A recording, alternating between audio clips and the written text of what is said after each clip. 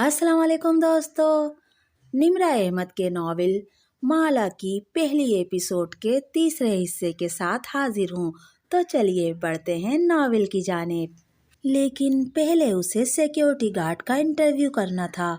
उसने मोबाइल पे सफूरा की चैट खोली और कॉफ़ी का घूंट भरते हुए उसका मैसेज दोबारा पढ़ा। वो अपने कज़न केव जमाल की सिफारिश कर रही थी। वो ज़रूरतमंद भी था और काबिले भरोसा भी। सफूरा ने तकरीबन दरख्वास्त के लहजे में लिखा था कि माला उसको जॉब दे दे। वो पिछले गार्ड्स की तरह जॉब छोड़ के नहीं जाएगा। इंटरव्यू भी एक फॉर्मेलिटी ही था। सफूरा ने कह दिया तो बस कह दिया। सफूरा बहुत सोशल और ताल्लुकात रखने वाली लड़की थी। किसी को मुलाजिम चाहिए या गार्ड, सफूरा से सबसे पहले राब्ता किया जाता था। दरवाज़ा खुलने की आवाज़ आई तो कशमाला ने सर उठाया और कुछ कहने लगी, लेकिन नोवारिद को देख के रुक गई। आंखों में ताज्जुब उभरा। क्या नाम है आपका? तस्दीक चाहिए।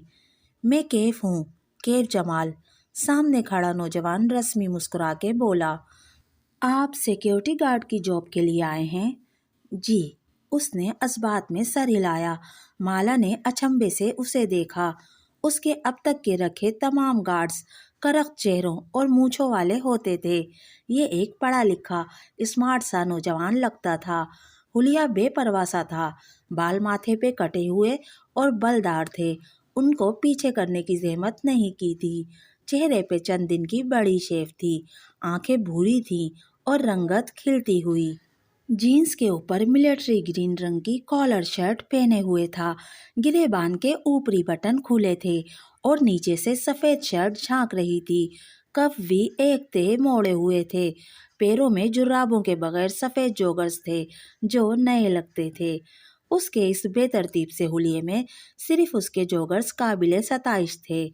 मैं सफूरा का कज़न हूँ, मुस्कुरा के बोला। वो मुस्कुराता था तो उसके बाएं गाल में डिम्पल पड़ता था। उसके चेहरे में सबसे ज़्यादा पुरकशिश क्या था? उसके मुस्कुराने का अंदाज या उसकी भूरी आंखों की लंबी और मुड़ी हुई पलकें? तशरीफ़ रखिए। वो बैठ गया और एक फाइल उसके सामने रखी। फिर गर्दन हिलाए बिना निगाहों से अतराफ का जायजा लिया। ऑफिस छोटा सा था। 3 दीवारें सफ़ेद थीं। चौथी दीवार पे जंगल के ऊंचे दरख्त पेंट किए गए थे। जगह जगह मनी प्लांट्स और इंडोर पौधों के गमले रखे थे। उनकी खुशबू कॉफ़ी की महक में मिक्स हो गई थी। कशमाला ने फाइल बंद कर दी, फिर चेहरा उठा के उसे देखा। वो अपनी मुड़ी हुई पलकों वाली आंखों से बगौर उसे देख रहा था। कुछ था इस नौजवान के बारे में जो इस जॉब इंटरव्यू से मुताबिकत नहीं रखता था। कुछ गैर फितरी सा।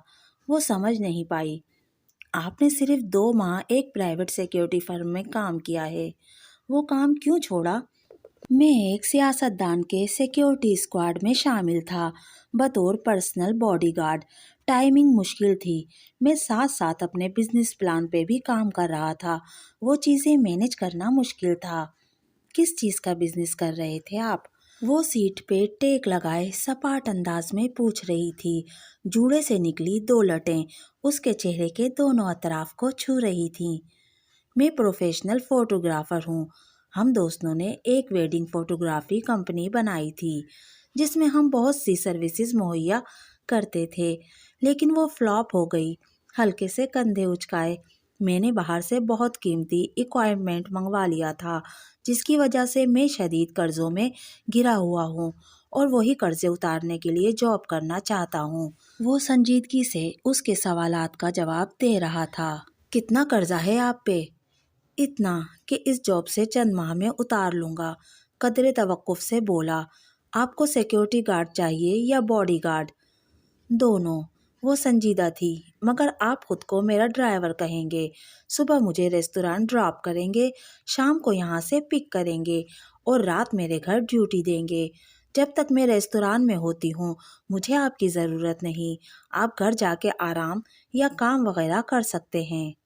मुझे खुद को ड्राइवर कहना है? वो जैसे समझा नहीं था। कशमाला ने गैर आरामदा अंदाज में पहलू बदला। मैं अपने रिश्तेदारों के साथ रहती हूँ। बॉडीगार्ड के लफ्ज़ से वो अनकंफर्टेबल हो जाएंगे। क्या उनको नहीं मालूम कि आपको सिक्योरिटी थ्रेट है? وہ اس کی آنکھوں میں جھانک کے بولا۔ اس نے نفی میں سر ہلایا۔ ویسے نیچر آف تھریٹ کیا ہے؟ کشمالا نے جواب نہیں دیا۔ وہ گردن موڑ کے کھڑکی کے باہر دیکھنے لگی۔ آسمان اندھیرا ہوتا جا رہا تھا، وقفے وقفے سے بادل گرج رہے تھے۔ کیف نے کھنکار کے وضاحت کرنا چاہی۔ نیچر آف تھریٹ یعنی؟ مجھے معلوم ہے نیچر آف تھریٹ کیا ہوتا ہے، مگر میں ابھی اس بارے میں بتانا ضروری نہیں سمجھتی۔ حفاظت کرنے کے لیے ضروری ہے کہ مجھے خطرے کی نوعیت کا علم ہو، اور اگر علم نہ ہو تو؟ اس نے سبز آنکھیں گھما کے کیف کو دیکھا۔ کیف نے گہری سانس لے کر ہلکے سے کندھے اچکائے۔ میں تب بھی آپ کی حفاظت کروں گا، میں نے صفورہ سے وعدہ کیا ہے۔ میں اپنی جاب میں بہت اچھا ہوں، آپ بے فکر رہیں۔ وہ ہلکا سا مسکرایا۔ وہ واقعی اس کے گزشتہ گارڈ سے مختلف تھا، لیکن اچھا تھا۔ اس کے بات کرنے کے انداز میں ایک احساس تحفظ تھا۔ اس کے تنے اعصاب ڈھیلے پڑنے لگے۔ مجھے لگتا ہے کوئی میرا پیچھا کر رہا ہے۔ وہ بولی تو اس کی آواز ہلکی تھی۔ اس نے بھروسہ کرنے کا فیصلہ کر لیا تھا، آخر وہ صفورہ کا کزن تھا۔ صرف لگتا ہے یا کسی کو دیکھا بھی ہے؟ وہ چونکا۔ دیکھا نہیں ہے، لیکن وہ ثبوت چھوڑ جاتا ہے۔ وہ میرے گھر میں داخل ہوتا ہے اور چیزیں چھیڑ کے چلا جاتا ہے۔ سی سی ٹی وی میں نظر نہیں آتا؟ کشمالا نے نفی میں سر ہلایا۔ ممانی ان کے خلاف ہیں، صرف گیٹ پہ سی سی ٹی وی لگا ہوا ہے، باقی گھر میں وہ لگوانے نہیں دیتی، ان کی پرائیویسی ڈسٹرب ہوتی ہے۔ آپ نے خفیہ کیمرے لگوانے کا نہیں سوچا؟ مجھے یہ اچھا نہیں لگتا کہ میں کسی کے ساتھ رہوں اور اس کے پیٹھ پیچھے چھپ کے کچھ ایسا کروں جو اس کو نہیں پسند، اور میں نہیں چاہتی کہ انہیں معلوم ہو کہ مجھے کوئی مسئلہ ہے۔ خاندان میں باتیں ہوں گی۔ آپ کی کسی سے دشمنی ہے؟ وہ سوچتے ہوئے پوچھ رہا تھا۔ وہ اداسی سے مسکرا دی۔ میں ایک انتہائی بے ضرر انسان ہوں کیف، میں صرف کام کرتی ہوں اور کچھ نہیں۔ کسی کو مجھ سے کیا مسئلہ ہو سکتا ہے؟ وہ خاموشی سے اسے دیکھے گیا۔ ذہن کے پردے پہ وہ فوٹو البم آ گیا اور چھٹے صفحے پہ رکھی تصویر۔ آپ کو خود کیا لگتا ہے کوئی آپ کے پیچھے کیوں پڑا ہوا ہے؟ کشمالا نے کندھے اچکائے۔ شاید مجھے مارنے کے لیے، لیکن ابھی تک مارا نہیں ہے۔ وہ اس کی بات پہ چونکی۔ ہوں؟ کیف اپنی جگہ سے اٹھا اور ہاتھ بڑھا کے کھڑکی کے پٹ کھول دیے، پھر باہر کی طرف اشارہ کیا۔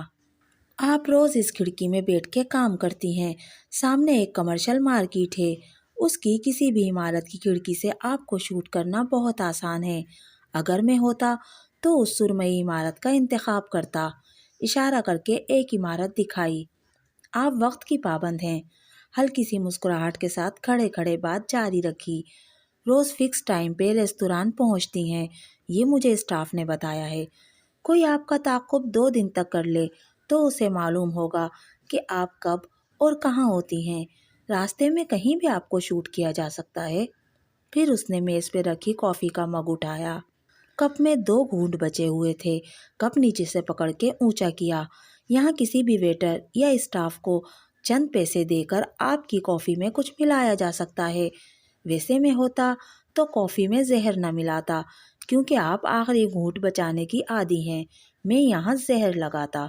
اس نے انگلی سے کپ کے دہانے کی طرف اشارہ کیا جہاں اس کی لپسٹک کا نشان لگا تھا، پھر کپ رکھا اور کرسی پہ واپس بیٹھا۔ آپ کو مارنا بہت آسان ہے، میرا نہیں خیال وہ آپ کو مارنا چاہتا ہے۔ وہ بس اس کو دیکھ رہی تھی، بنا پلک جھپکے۔ اس کے تاثرات دیکھ کے کیف کھنکارا۔ میں صرف بتا رہا تھا تھیوری میں۔ کشمالا نے جھرجھری لے کر سر جھٹکا۔ اف۔ پھر لہجے کو نارمل رکھتے ہوئے پوچھا، آپ کے خیال میں کوئی مجھے اسٹاک کیوں کر رہا ہے؟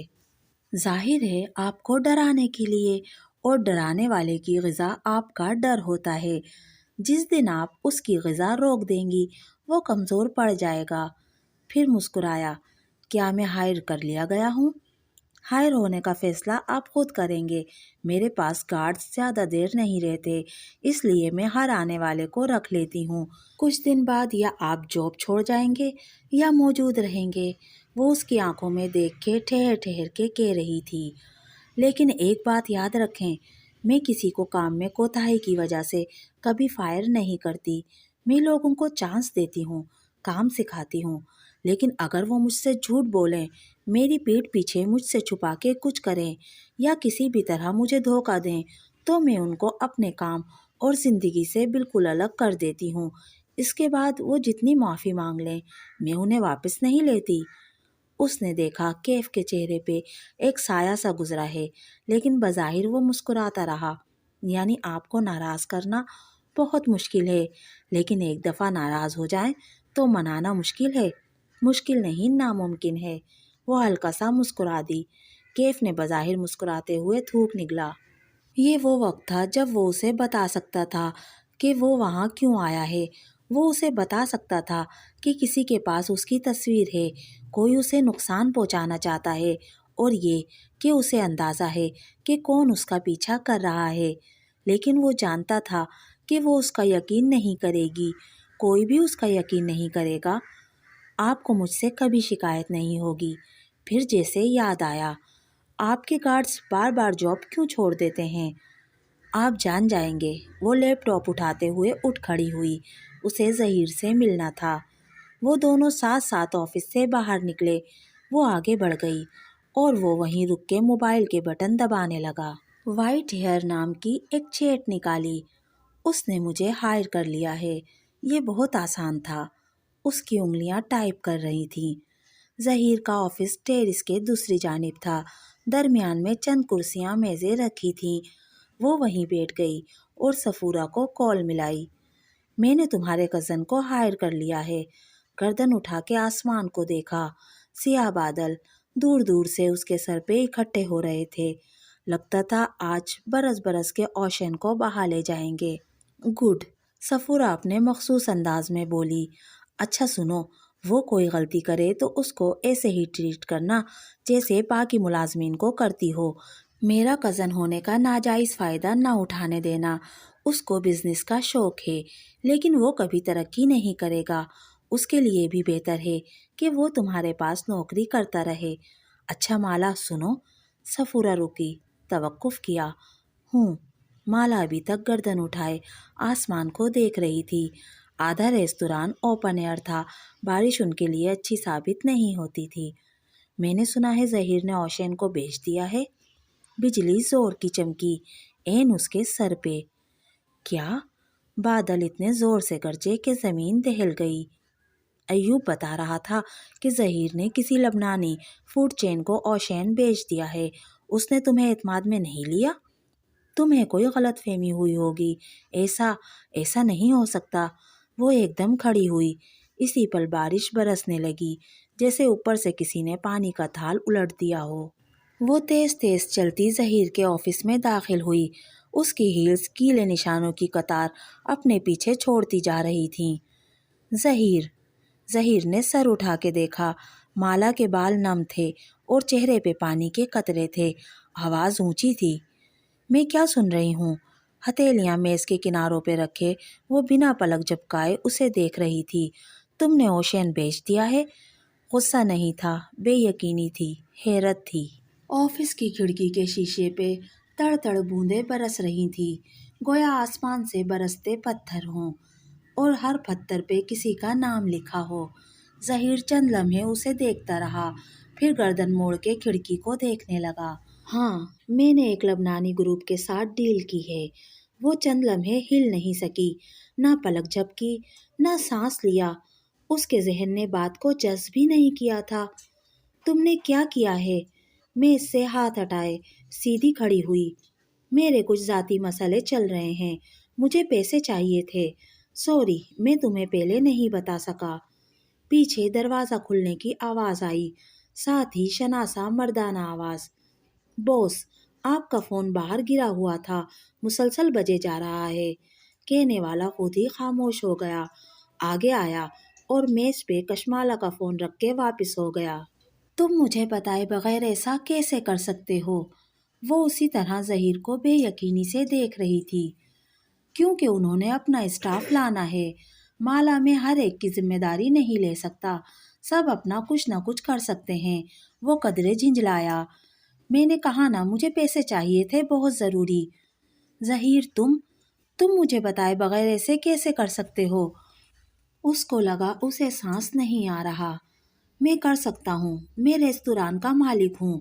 ہمارے درمیان کبھی کوئی ایسی بات نہیں طے ہوئی تھی جس سے میرا یہ حق سلب ہو جائے۔ مالک؟ تم مالک ہو؟ ظہیر، میں نے یہ ریستوران بنایا ہے تمہارے ساتھ اپنے انہی ہاتھوں سے، اور تم نے 1 منٹ میں اس کو بیچ بھی دیا۔ اس نے خود کو بولتے سنا، اور تب کسی اڑتے تیر کی طرح ایک فکرہ ذہن میں پیوست ہو گیا۔ وہ اپنا اسٹاف لائیں گے؟ تم یہ کہہ رہے ہو کہ میں اور ہمارا اسٹاف ہم سب جاب لیس ہو گئے ہیں؟ وہ 2 قدم پیچھے ہوئی اور بے یقینی سے اسے دیکھا۔ ظہیر کے چہرے پہ ملال ابھرا۔ مالا، تم اتنی قابل، اتنی ٹیلنٹڈ ہو، تم کچھ بھی کر لو گی یار، میرا مسئلہ سمجھو۔ وہ کچھ اور بھی کہہ رہا تھا لیکن اسے کچھ سنائی نہیں دے رہا تھا۔ وہ ظہیر کے آفس سے نکلی تو ذہن شل تھا۔ اسے اپنے آفس تک جانے کے لیے ٹیرس عبور کرنا تھا۔ وہ قدم قدم آگے بڑھنے لگی۔ سرد جوتے مزید گیلے ہوتے گئے۔ دوستو، یہ تھا مالا ناول کی پہلی قسط کا تیسرا حصہ۔ آپ کو میری آج کی ویڈیو کیسی لگی؟ مجھے کمنٹ کر کے ضرور بتائیے گا۔ اگر ویڈیو پسند آئی تو پلیز میرے چینل کو سبسکرائب کیجیے، میری ویڈیو کو لائک اور شیئر کیجیے۔ ملتے ہیں اگلی ویڈیو میں، تب تک کے لیے اللہ حافظ۔